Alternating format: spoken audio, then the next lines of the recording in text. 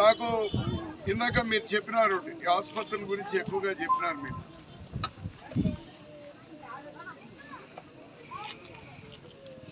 ఆర్డిటీలో ఉన్నటువంటివి ఒక ముఖ్యమైనటువంటి వ్యక్తి నాకు చెప్పింది ఏమంటే మరో 3 మాసాలు లోపల ఈ ఫండింగ్ వచ్చేటువంటి దాన్ని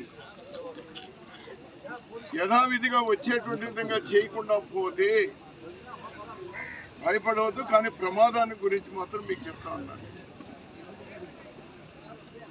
ఒక 3 మాసాల లోపల ఇది పరిష్కారం కాకపోతే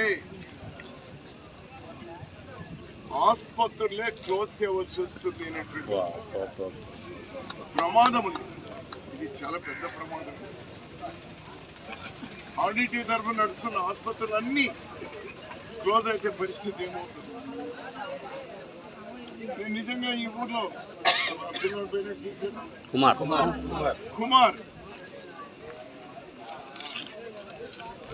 6-7 నెలల జీతం రాకపోయినా ఆ పిల్లలకి 22 మంది పిల్లలు వస్తా ఉన్నారు, వాళ్ళకి చదువు చెప్తానంటా ఉన్నాడు. ఎంత గొప్ప మనసు వారికి.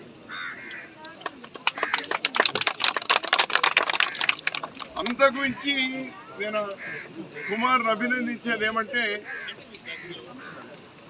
నేను చేస్తుంది ఆర్డిటీలో